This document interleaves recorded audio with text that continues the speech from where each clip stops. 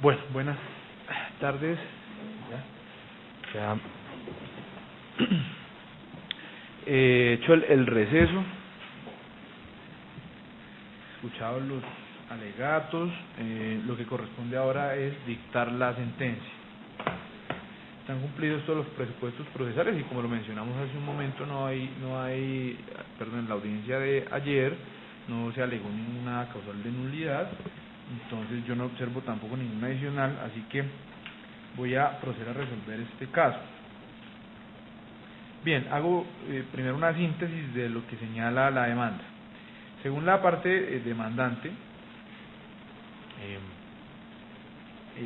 ella usa la denominación Agrocampo como nombre comercial desde el 16 de febrero del año 79 y como enseña comercial de manera notoria desde el 2 de mayo del 91 para identificarse en el ámbito empresarial ofreciendo productos de la clase 5 de la clasificación internacional de NIDA. Afirmó igualmente la demandante que ha puesto en el comercio desde hace 36 años el nombre de enseña comercial, así como también la marca Agrocampo, a tal punto que se ha convertido en un signo notoriamente conocido, lo cual ha sido declarado mediante resolución número 8765 de febrero de 2015. Señaló que es titular de la marca Agrocampo en diversas clases dentro de la clasificación internacional de NIDA. Según la demandante, adquirió derechos exclusivos y excluyentes sobre el signo Agrocampo para identificar diversos servicios y que eso le confiere el derecho a impedir el uso de una expresión similar o idéntica a esa expresión Agrocampo. Agregó que, hechas unas revisiones para identificar infractores de su marca, encontró la existencia de Campo Agro PIT SAS, ubicada en María la Baja, Bolívar. Informó que dicho establecimiento está haciendo publicidad en Internet en donde describe el ofrecimiento de productos similares a los que comercializa la demandante. Eso es una síntesis breve de los hechos de la demanda. Ahora hablemos de la legitimación. El artículo 238 de la decisión 486 de 2000 señala que el titular de un derecho protegido en virtud de esta decisión podrá entablar acción ante la autoridad nacional competente contra cualquier persona que infrinja su derecho. En el presente caso, Agrocampo, la demandante, acreditó la existencia y titularidad de varias marcas denominadas Agrocampo en diferentes clases. Eso puede verificarse a folio 169 a 182 del cuaderno 2. Así, siendo la demandante titular de los derechos que pretende proteger, está legitimada para iniciar la acción por infracción de derechos de propiedad industrial. Antes de entrar al estudio propiamente de la infracción, hay unas precisiones que quiero hacer. Lo primero es que no haré un pronunciamiento sobre la titularidad del nombre y la enseña comercial que fueron mencionados en los hechos de la demanda. ¿Por qué razón? Las pretensiones de la demanda, especialmente aquellas que se denominaron consecuenciales, se refieren únicamente a la infracción de la marca, no hacen referencia a la infracción ni del nombre ni de la enseña comercial. Por tanto, como las órdenes que el demandante solicita en las pretensiones a fin de proteger sus derechos están enfocadas exclusivamente a la marca y no al nombre ni a la enseña, pues yo no podría ir más allá analizando otros derechos de propiedad industrial haciendo un tipo de declaración que no está delimitada en la pretensión. Eso lo primero. Lo segundo que quiero precisar tiene que ver con la notoriedad del nombre y de la enseña comercial Agrocampo, también mencionado en los hechos de la demanda. Sobre esto quiero advertir que no voy a declarar la notoriedad de la enseña y el nombre comercial tal como se pide en la pretensión 4.1. ¿Por qué razón? La declaratoria de notoriedad no es una de las competencias asignadas a este despacho judicial en los términos del artículo 24 del Código General del Proceso. Lo que ese artículo me permite hacer es declarar la infracción de un derecho de propiedad industrial, pero no me otorga facultades para declarar que un derecho, como lo es un derecho de propiedad industrial, tiene esa calidad de ser notorio. Aspecto distinto es que la notoriedad de los signos puede ser un aspecto fáctico a analizar en el proceso y a reconocer en la parte emotiva de la sentencia como un hecho probado, que además resulta necesario para determinar si se configura una de las infracciones a marcas notorias en los términos del artículo 155 de la decisión 487 de 2000. En esos casos, lo que se hace no es declarar que el signo es notorio, sino que al momento de estudiarse todo el caso, se puede determinar que el signo es notorio, aceptar que está probado que el signo es notorio y declarar la infracción de signos notorios de acuerdo a los literales E y F del artículo 155. Entonces no es necesario declarar la notoriedad, pero sí se puede estudiar. Ahora bien, una lectura cuidadosa de la demanda tampoco lleva a concluir que la infracción que se quiere declarar, aunque así se menciona en el alegato, sea la de los literales E y F del 155, del artículo 155 de la decisión 486, que son las infracciones de marcas notorias. Si revisamos bien la demanda, nos damos cuenta que las pretensiones, esas pretensiones consecuenciales que salen de los numerales 4.3 en adelante, siempre se refieren a la confundibilidad generada por el signo infractor. Y la confundibilidad no es un requisito que se estudie cuando estudiamos las infracciones de marcas notorias. El tema de la confusión por el uso de signos idénticos o similares se menciona exclusivamente en el literal D del artículo 155. En ningún otro literal se habla de la confusión. En el caso de los signos notorios, a lo que se hace referencia es a que el uso que hace el demandado pueda causar un daño económico o comercial injusto al demandante o la dilución de la fuerza distintiva del signo, entre otros. No habla nunca de confusión. Entonces, desde ese punto de vista, como están planteadas las pretensiones, tienen que ver exclusivamente con el literal D del artículo 155 de la decisión 486 de 2000, y por eso el estudio lo voy a centrar únicamente en esa norma. Así va a estar enfocado el estudio que voy a hacer en esta sentencia. Bueno, a propósito de esa norma, el artículo literal del artículo 155 establece que el registro de una marca confiere a su titular el derecho de impedir a cualquier tercero realizar sin su consentimiento los siguientes actos: d. Usar en el comercio un signo idéntico o similar a la marca respecto de cualesquiera productos o servicios cuando tal uso pudiese causar confusión o un riesgo de asociación con el titular del registro. Tratándose del uso de un signo idéntico para productos o servicios idénticos, se presumirá que existe riesgo de confusión. Esto es lo que establece específicamente el artículo. Y siguiendo lo que dice ahí, lo primero que uno debe establecer en este tipo de casos es cuál es el uso que hace el demandado. Verificado ese uso, se procede a su calificación desde el punto de vista del literal D para establecer si ese uso es o no infractor. Entonces, el primer aspecto a analizar es el uso.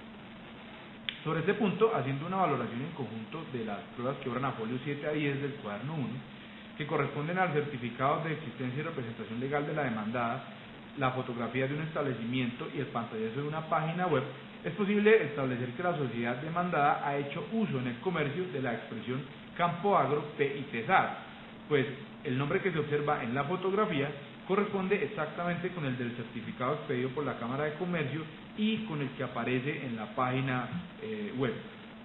Adicionalmente, estas dos últimas pruebas, es decir, el certificado de Cámara de Comercio y la página web, muestran exactamente la misma dirección: carrera 15, número 1957, calle Principal María la Baja, Bolívar. De tal suerte que lo que se puede concluir acá es que esa fotografía corresponde con el establecimiento a través del cual la parte demandada desarrolla su actividad económica, y este se identifica como Campo Agro PITSAR. ¿Ese uso para qué se lleva a cabo? Lo primero a destacar es que se usa a modo de enseña comercial porque identifica el establecimiento, y en ese local se comercializan fungicidas, herbicidas, insecticidas, fertilizantes y semillas. Ahí mismo las fotos relacionadas, las que acabo de mencionar, muestran esa oferta. Eso es lo que se vende en ese establecimiento. Entonces ese es el uso. Pasemos a determinar ahora si ese uso es infractor o no. Y para ello tengo que hacer un cotejo entre los signos confrontados, que son los signos registrados por la demandante, y el signo que se aduce infractor. Entonces, en un extremo de la comparación tenemos a Campo Agro, al menos en principio, Campo Agro PITSAR, que es el uso que hace la demandada, y del otro lado la expresión agrocampo de la demandante. El cotejo lo voy a limitar a la expresión agrocampo, teniendo en cuenta que todas las marcas nominativas se limitan a esa expresión. Todas las marcas nominativas que se trajeron acá son exclusivamente agrocampo. Eso por un lado. No tengo en cuenta acá otras expresiones que pueden acompañar algunas de las marcas, como puede ser todo en veterinaria. ¿Por qué no lo tengo en cuenta en el cotejo? Porque eso es meramente explicativo de los servicios que comercializa la demandante. Y en los casos en que usa la cabeza de un animal, ese elemento figurativo no lo tengo en cuenta en el cotejo, por cuanto ese tipo de, o sea, todas las marcas que tiene esa imagen son marcas mixtas, que están acompañadas de esa imagen y de la expresión agrocampo. Pero para el cotejo, en ese tipo de signos mixtos, hay que ubicar cuál es el elemento preponderante del signo. En esos signos el elemento preponderante es la expresión agrocampo. ¿Y por qué la expresión agrocampo y no la cabeza del animal? Porque generalmente, esto es una regla general que ha enseñado el Tribunal de Justicia de la Comunidad Andina, la parte nominativa de los signos mixtos es la que tiene más fuerza. Y tiene más fuerza porque los consumidores suelen llamar a las cosas por su nombre. Por eso estos elementos nominativos, es decir, el uso de las palabras, es lo que tiene más fuerza dentro de las marcas. Sobre este punto se puede citar el proceso 17 IP de 2013, donde el Tribunal de Justicia de la Comunidad Andina dice lo siguiente: por lo general, el elemento denominativo del signo mixto suele ser el preponderante, ya que las palabras causan gran impacto en la mente del consumidor, quien habitualmente solicita el producto o servicio a través de la palabra o denominación contenida en el conjunto marcario. Sin embargo, de conformidad con las particularidades de cada caso, puede suceder que el elemento predominante sea el elemento gráfico, que por su tamaño, color, diseño y otras características pueda causar mayor impacto en el consumidor. En este caso, al menos a mi juicio, el elemento preponderante en los signos mixtos de agrocampo es la expresión agrocampo, y por eso de esa forma voy a hacer el cotejo. ¿Eso cómo nos deja entonces? Que el cotejo debería hacerse entre la expresión agrocampo y la expresión campo agro PIT SAS. Sin embargo, la sigla SAS no debería ser incluida tampoco en nuestro cotejo, porque ella no cumple una función distintiva, ella no se hace con fines de identificación, sino simplemente es una referencia al tipo de sociedad, que es una sociedad por acciones simplificadas. Entonces, eso nos deja limitado el análisis a agrocampo y campo agro PIT. Bien, lo primero que se puede destacar en este análisis, en esta comparación, es que agrocampo y campo agro son palabras que comparten la misma cantidad de letras y tienen las mismas sílabas, solamente que están siendo utilizadas en un orden distinto. En un caso es agrocampo y en el otro es campo agro. Entonces aquí lo que hay es una modificación en el orden. Por otra parte, existe también una diferencia evidente acá, y es que la demandada usa la sigla PIT, esa sigla no aparece en el signo de la demandante.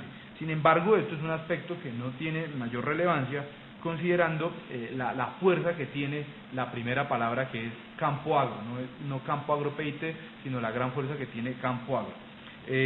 Por tanto, digamos que lo más importante aquí que debemos estudiar para resolver este caso es que se usa de un lado la expresión agrocampo y de otro lado se usa la expresión campo agro. Y en esas condiciones es posible concluir que la parte demandada se encuentra ejecutando un comportamiento que puede causar riesgo de confusión entre los consumidores por la semejanza que existe entre las expresiones campo agro y agrocampo, las cuales, aunque contengan de pronto un orden diferente, aunque pueda ser que estén usadas en un orden distinto las sílabas,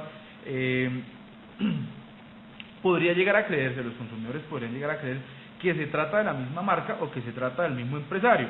Tengas en cuenta aquí que la yuxtaposición de los prefijos y los sufijos no permite superar un riesgo de confusión, pues la impresión en conjunto que dan las dos expresiones es bastante similar. Si se tiene en cuenta además que el juego de palabras que hace la demandada no logra marcar una diferencia importante, porque de cualquier forma se comparten las mismas sílabas, incluso la misma cantidad de palabras, muy independientemente del orden en la que se encuentran. Entonces es evidente que ese análisis en conjunto, y de pronto cuando está a la vista del consumidor la parte demandada, que el consumidor normalmente no las va a encontrar juntas para poder establecer una diferencia, sino las va a ver de manera separada, puede podría confundirse ante el uso de la expresión campo agro, ¿sí?, que es bastante similar a agrocampo. Pero además de esa similitud que existe entre el uso en sí mismo de las palabras, también hay otra semejanza que es muy importante, y es que la actividad que realiza el demandado tiene que ver con productos y servicios para los cuales se encuentra registrada la marca. Eso es muy importante porque le agrega un elemento adicional a la situación de confusión en la que se puede ver el consumidor. ¿En dónde podemos ver eso? Por ejemplo, el registro de la clase 1, productos químicos destinados a la agricultura, de lo cual se cuenta con el certificado 230544 del folio 169 del cuaderno número 2. Todos estos registros fueron mencionados por el demandante en su alegato de conclusión. Igualmente esto se puede verificar en la clase 5, donde están incluidos herbicidas, fungicidas y productos para la destrucción de animales dañinos. De ello da cuenta el certificado 142459 que aparece en el folio 172 del cuaderno 2. Igual en la clase 31, que protege productos como semillas, de lo cual da cuenta el certificado 379835, que aparece a folio 172 vuelto del cuaderno número 2. Clase 42, que comprende servicios prestados por establecimientos destinados a satisfacer necesidades individuales, especialmente relacionados con productos agropecuarios, de lo cual da cuenta el certificado 144503, folio 171 vuelto del cuaderno número 2.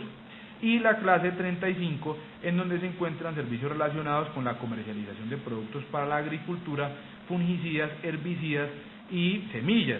De ello da cuenta el certificado 389834 que aparece a folio 80 del cuaderno número 2.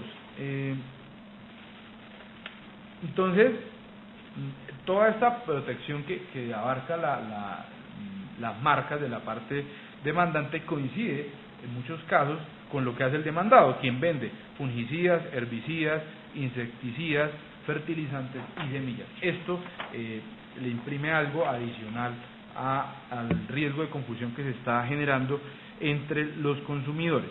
De tal suerte que estamos frente al uso de una expresión similar que se lleva a cabo para desarrollar una actividad económica relacionada con varios de los productos y servicios que se encuentran amparados por las marcas Agrocampo. Todo ello puede implicar que los consumidores acudan al establecimiento de la demandada pensando erróneamente que allí se comercializan los productos y servicios que se comercializan con la marca Agrocampo, y ello no es otra cosa que la configuración de la infracción establecida en el literal D del artículo 155 de la decisión 486 de 2000. En esos términos es que se configura la infracción. Aquí en este punto vale la pena hacer un comentario a propósito de lo que el curador mencionaba en su alegato, y es que como se pueden dar cuenta en este análisis, para que se configure la infracción no necesariamente el uso que hace el demandado debe ser idéntico a la marca registrada, sino que puede ser similar. Si el uso que se hace es similar y se causa confusión, se configura la infracción. La diferencia con los usos idénticos para productos y servicios idénticos a los registrados es que se presume el riesgo de confusión. En este caso no opera la presunción porque el uso no es idéntico, sino es similar, pero al causar confusión da lugar a que se configure la infracción del literal B del artículo 155. Bien, así lo declararé en la parte resolutiva, pero antes de avanzar en esto, quiero hacer otro comentario que tiene relación con lo que mencionó el curador en su alegato, quien nos habló de la excepción contemplada en el artículo 157 de la decisión 486 de 2000, en donde se habla de algunos usos que podrían considerarse que no son infractores. Sobre este punto, en nuestro caso, la excepción del 157 no se configura por la siguiente razón, y es que para que se configure esa excepción, realmente lo que allí está exceptuado es que los empresarios pueden usar su propio nombre en el comercio, así esté registrado por otra persona, pero siempre y cuando se reúnan unas condiciones que establece el mismo artículo 157. Pero una de ellos es que ese uso se limite a propósitos de identificación o información. En este caso, lo que se puede ver con las fotografías que dan cuenta de la infracción, lo que se está haciendo no es que la persona jurídica se esté identificando como persona jurídica, lo que está haciendo realmente es identificar su establecimiento de comercio, es decir, que está concurriendo al tráfico económico, está concurriendo al mercado, haciendo uso de la expresión que se considera infractora. Luego, ese uso no es con el propósito simplemente de identificar la persona jurídica, sino que tiene propósitos de identificación a título de signo distintivo, no a título de nombre propio, que bien puede coincidir su nombre propio con el signo distintivo, pero en el caso de las fotografías no lo usa a título de nombre propio, sino a título de signo distintivo, en este caso como enseña comercial. Y al ser así, al no tener un propósito de pronto informativo, pues no se configura la excepción contemplada en el artículo 157 y por eso no se le puede dar aplicación. Bueno, establecida la infracción, pasemos a hablar de los daños. De acuerdo con lo que se expresó en la demanda, el daño sufrido por Agrocampo corresponde al precio que habría pagado el infractor por concepto de una licencia. Para la cuantificación se acogió al sistema de indemnizaciones preestablecidas. Es importante tener claro que quien se acoge al sistema de indemnizaciones preestablecidas no tiene la carga de demostrar la cuantía del daño, ¿no? El sistema de indemnización preestablecida no lo releva de demostrar el daño, sino simplemente su cuantificación. Entonces, en todos los casos de propiedad industrial es necesario probar el daño, y si se ha acogido al sistema de indemnizaciones preestablecidas, pues el juez procede a la cuantificación sin necesidad de demostrarlo. Pero la carga del daño sigue estando en cabeza de quien lo alega, en este caso, pues de la parte demandante, por supuesto. Miremos si existen daños. El daño fue pues muy preciso, es exactamente, el daño que se está alegando exactamente es el establecido en el literal C del artículo 243 de la decisión 486 de 2000, que se refiere a una especie de licencia hipotética. Y es importante acá que haga una breve explicación sobre el literal C del artículo 243, especialmente sobre a qué se refiere este artículo 243. Si observamos el artículo detalladamente, podemos encontrar que el encabezado anuncia un listado de lo que denomina criterios, que son para calcular los perjuicios. Esos criterios se encuentran separados en tres literales. El primer literal hace referencia al daño emergente y al lucro cesante, lo que nos permite concluir realmente es que cuando la norma usa la palabra criterios, en realidad se está refiriendo a tipologías de daño. ¿Y por qué? Pues porque el daño emergente y el lucro cesante, y yo creo que sobre eso no hay discusión, son daños que vienen establecidos incluso desde el Código Civil. Siendo así, es lógico que si los del literal A son daños, pues los del literal B y C también sean daños. Entonces, cuando la norma habla de criterios, en realidad lo que está hablando es de daños. Entonces, literales A, B y C del artículo 243 son daños, que a pesar de pronto no ser los daños que tradicionalmente se conocen, se pueden considerar daños en tanto que el legislador ha establecido que lo son, ha considerado el legislador que los beneficios obtenidos por el infractor y el valor de una licencia, ellos en sí mismos son daños, que insisto, pueden no ser los daños tradicionales, pero el legislador ha considerado que son daños, y por tanto, pues digamos que es esto una explicación que tiene el 243, que se sale un poco de lo que normalmente conocemos como daños, pero pues no olvidemos que estamos frente a un régimen muy especial, que es un régimen de propiedad intelectual, especialmente de propiedad industrial. Ahora bien, estos daños hay que probarlos, siempre hay que probarlos, porque ninguna norma en materia de propiedad industrial establece que los daños se pueden presumir, que el demandante no tenga que probarlos por alguna razón, sino que lo único aquí, digamos, particular que diferencia este régimen de otros es que sí se puede tener en cuenta el sistema de indemnizaciones preestablecidas sin necesidad de demostrar la cuantía del daño, y se deja la actividad de fijar la cuantía a lo que haga el juez, a criterio del juez. Bueno, revisadas las pruebas elaborantes en el expediente, pues ninguna prueba nos muestra que el demandado haya obtenido algún tipo de licencia para el uso de las marcas Agrocampo.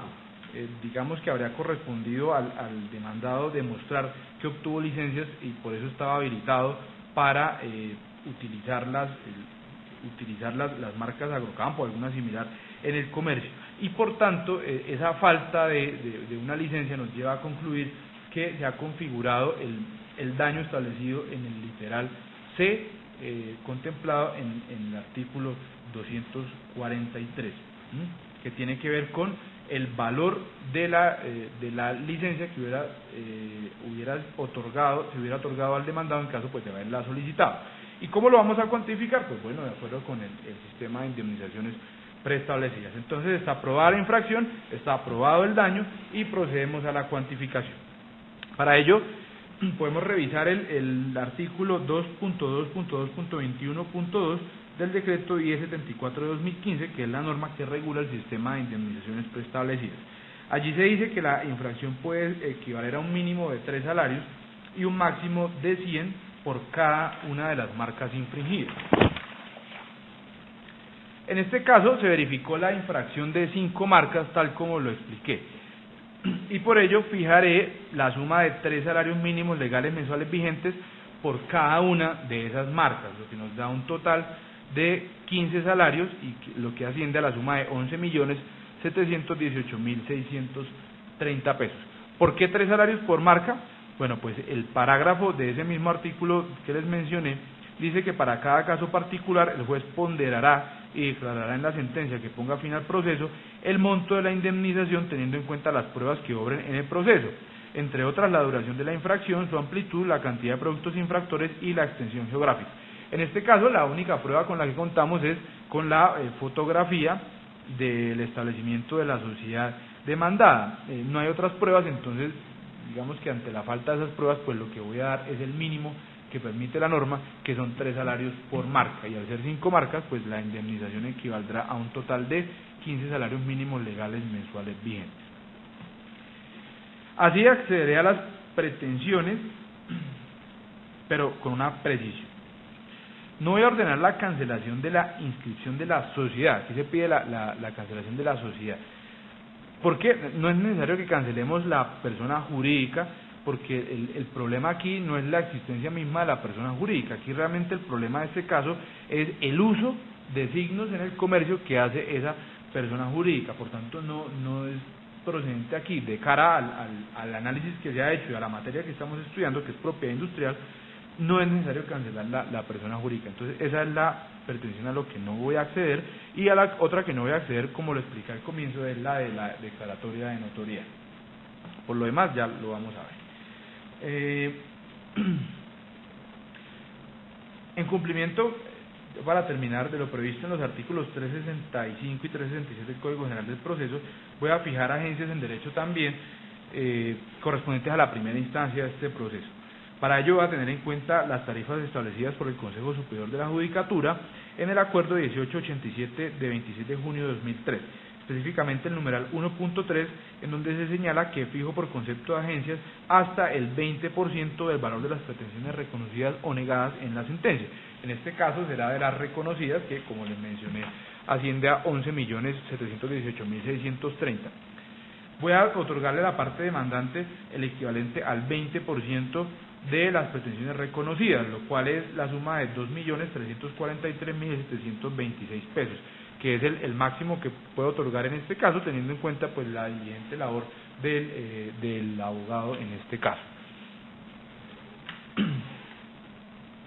En mérito de lo expuesto, el coordinador del Grupo de Trabajo de Competencia Leal y Propiedad Industrial de la Superintendencia de Industria y Comercio, en ejercicio de las facultades jurisdiccionales conferidas por el Código General del Proceso, administrando justicia en nombre de la República de Colombia por autoridad de la ley, resuelve: primero, declarar que Campoagro PIT SAS infringió los derechos de propiedad industrial que ostenta Agrocampo SAS sobre las siguientes marcas: Agrocampo Mixta, certificado número 230544, Agrocampo Nominativa, certificado número 142459, Agrocampo Mixta, certificado número 379835, Agrocampo Mixta, certificado número 144503, y Agrocampo Nominativa, certificado número 379834. Segundo, ordenar a Campoagro PIT SAS retirar de manera inmediata la expresión Campoagro del nombre con el que identifica su establecimiento de comercio e inscribe al mismo ante la Cámara de Comercio de Cartagena. Que hago una precisión, la demanda dice Barranquilla. Yo verifiqué el certificado de existencia y representación, es expedido por Cartagena, entonces voy a decir aquí Cartagena, porque no tendría ningún sentido hablar de Barranquilla, cuando lo cierto es que aquí usted incurre tal vez en un error de digitación. Eso es todo. Entonces la orden va para la Cámara de Comercio de Cartagena. Para efectos de esta inscripción, la demandada cuenta con un término de 10 días. Tercero, ordenar a la sociedad Campo Agro PIT SAS abstenerse de manera inmediata de usar la expresión Campo Agro en letreros que identifiquen su establecimiento de comercio.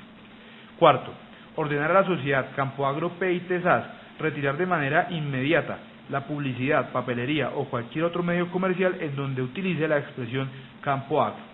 Quinto, ordenar a la sociedad Campo Agro PIT SAS, condenar a la sociedad Campo Agro PIT SAS a pagar a favor de Agrocampo SAS la suma equivalente a 15 salarios mínimos legales mensuales vigentes.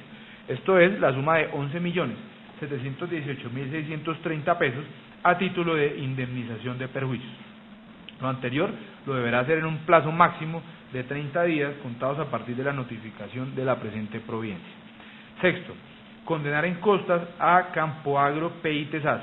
Para el efecto se fija por concepto de agencias en derecho la suma de 2.343.726 pesos, los cuales debe pagar Campo Agro PIT SAS a favor de Agrocampo SAS. Séptimo, negar la pretensión 4.1 y 4.4 de la demanda, teniendo en cuenta lo expuesto en la parte motiva de esta providencia. Esta decisión queda notificada en estrados. Muchas gracias, doctor. Una anotación, doctor, con respecto, y se puede hacer claridad, con respecto a lo que se le va a oficiar a la Cámara de Comercio de Cartagena, que los oficios, si los puede hacer directamente la superintendencia, digamos, a donde corresponda, teniendo en cuenta las órdenes que ha emitido el juez. Gracias. Porque ordenar a, por ejemplo, en el punto 1, ordenar al demandado, a la sociedad. El segundo punto de la parte resolutiva. La orden va dirigida a Campo Agro.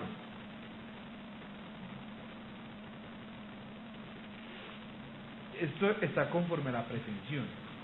O sea, en la pretensión no se solicitó que se le ordenara a la Cámara de Comercio, sino que se le solicita, la orden dice que se le, se la leo.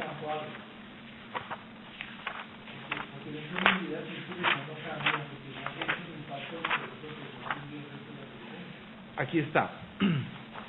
Ordenar a la ordenar a la sociedad Campo Agro el cese definitivo, concretamente que retire la expresión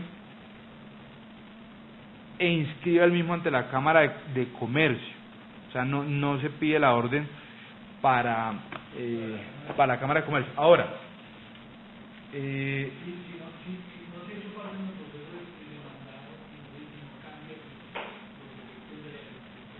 sí, lo que pasa es que para efectos de aclarar lo que usted me pide, si yo varío lo que usted pide, falto a la congruencia. Entonces, si la demanda dice que se ordene a la sociedad tal, en el resuelve yo le ordeno a la sociedad tal, pero yo no le puedo ordenar a nadie más porque ya mi sentencia estaría accediendo a una petición que no existe. Entonces el fallo sería, no se puede hacer un fallo extra petita, y no puedo, tengo que acogerme a lo que dicen las pretensiones. Por eso está planteado en esos términos la parte resolutiva. Curador notificado sin recursos. Muchas gracias. Ahora, si usted quiere allegarle, es decir, usted está en toda la libertad de allegarle copia de la sentencia, pero pues esto ya es cuestión de las gestiones que ustedes hagan. De allegar, yo le puedo pedir copia auténtica del fallo, del audio que contiene el CD que contiene el video con el audio y del acta, y si usted quiere adelantar algún tipo de gestión ante la Cámara de Comercio, pues bueno, ya eso le correspondería a usted, lo podría hacer. Yo lo que puedo hacer es expedirle la copia para que usted haga esas diligencias, es todo lo que puedo hacer, pero no podría hacer la modificación. ¿Listo? Bueno, hasta aquí la parte lo relacionado con la sentencia. Solamente me restaría fijar los honorarios del curador. Para esto va a tener en cuenta lo establecido en el artículo 1518 de 2002, donde se habla de la forma en que se fijan los honorarios de los curadores ad litem. En la parte pertinente de la norma dice que en los procesos o asuntos sin cuantía de única instancia, los curadores ad litem recibirán entre 2 y 100 salarios mínimos legales diarios, y en los de 2 instancias entre 2 y 500 salarios mínimos legales diarios. Este es un asunto que podría considerarse, para efectos de este cálculo, un asunto sin cuantía, en tanto que estos procesos son asignados a la superintendencia por especialidad. Entonces aquí la cuantía no es relevante ni para establecer la instancia, porque siempre son de doble instancia, ni para establecer la competencia, porque finalmente la competencia fue asignada a los jueces del circuito y a la superintendencia de industria y comercio. Entonces voy a seguir la regla de los asuntos sin cuantía. Y siguiendo esa regla voy a asignar el equivalente a 231 salarios mínimos diarios, lo cual equivale a la suma de 6.015.471 pesos como honorarios para el curador. Lo anterior, pues teniendo en cuenta la labor adelantada. ¿En qué sentido? Pues actuó en las etapas que tenía que actuar, hubo contestación de la demanda, participó en la audiencia inicial, en la audiencia de instrucción y juzgamiento, presentó sus alegatos de conclusión, así que digamos que el de criterio me permite establecer hasta 500 y asigno una suma de 231. Esa es la razón para fijarlos. Esta decisión queda notificada en estrado. Doctor, recurro la fijación de los honorarios respetuosamente. Obviamente no desconozco la labor del curador, ni mucho menos. Fue muy diligente, efectivamente, pero yo sí considero muy respetuosamente que no es congruente, teniendo en cuenta que ni siquiera o sea, comparar el trabajo con respecto a este apoderado o de la gestión que se hizo desde un comienzo, en el sentido de que iniciamos todo el proceso, nuestros agencias en derecho fueron de 2 millones, y lo que usted dice con respecto a la cuantía que va máximo entre 2 salarios, pues sí me parece respetuosamente exagerada, por lo que solicito respetuosamente al juez que lo considere. Si es del caso, recurro la decisión. Muchas gracias. Le doy traslado de la solicitud. Señor juez, no tengo mayor comentario que hacer. De antemano le agradezco el señalamiento, el reconocimiento de la gestión. No quiero hacer ningún comentario más porque personalmente considero que como profesional del derecho es una falta de respeto, por lo menos de colegaje, objetar los honorarios de un colega. Gracias. Bueno, para resolver lo siguiente, usted tiene razón en una cosa, y es que los 2.343.726 versus los 6.015.471, pues es menos plata. Sí, digamos que lo que le correspondió a la demandante por agencia versus lo que le correspondió al curador por honorarios, pues la diferencia es importante. Lo que pasa es que esto no lo podemos analizar en plata, sino en el criterio de fijación. ¿Qué pasa? Para fijar las agencias en derecho se usa un criterio que es distinto, y el criterio que se sigue es el de hasta el 20% de las pretensiones reconocidas. A usted le di el 20%, es decir, le di lo máximo que le podía dar, lo que podría traducirse en, digamos, por decirlo de cierta forma, mereció completamente que le diera lo máximo por una buena labor. En el caso del curador, si bien es más dinero, mire que el criterio es distinto, porque aquí no es hasta tanto porcentaje de la pretensión, sino tantos salarios. Había un máximo de 500, ni siquiera lo que le estoy asignando ni siquiera llega a la mitad, y no es porque el curador no haya hecho una buena labor, pero mire que bajo un criterio similar pero con cifras distintas, estoy dándole menos de la mitad de lo que en realidad le podría dar, porque yo podría haber llegado hasta los 500. Entonces no nos podemos guiar por el valor, sino por los criterios. Me parece que el curador hizo una buena labor, una labor diligente dentro del proceso, y por eso consideré que los 6.015.471 pesos era una buena suma, pero que, insisto, ni siquiera se acerca al máximo que le podía dar, que podía estar como en los 13 millones algo. Entonces, pues con esa razón, insisto, el curador ha estado atento, incluso presentó un alegato interesante, acogiéndose a varias figuras de la propiedad industrial. Por eso quise reconocerle esa suma y por eso confirmo la decisión de otorgarle los 231 salarios diarios, que es corresponden a 6.015.471 pesos. Con eso queda resuelto lo de los honorarios. No hay ninguna diligencia pendiente en este proceso. Con esto finalizamos la audiencia. Creo que ya firmaron la asistencia, entonces no es más por hoy. Muchas gracias. Perdón, doctor, ¿y eso no tiene recurso? No. O sea, ¿solamente reposición? Pues recurso de recurso ya no. O sea, solamente reposición. Del derecho del recurso de reposición ya lo resolví. Recurso de recurso no habría. Listo. De todas maneras, pues le digo al doctor, ya que para que quede en audiencia, obviamente no es doctor, no es, y lo hago doctor ni mucho menos por respetar, ni mucho menos valoro mucho el trabajo. Definitivamente este trabajo que se está haciendo en Agrocampo, como usted puede ver, las sanciones son mínimas, y esto en ningún momento nosotros hemos adelantado ninguna acción judicial por eso, pero no es por nada, ni mucho menos, ni valorar ni desprestigiar el trabajo, ni mucho menos. Hago la claridad. Muchas gracias. Bien, bueno, muchas gracias.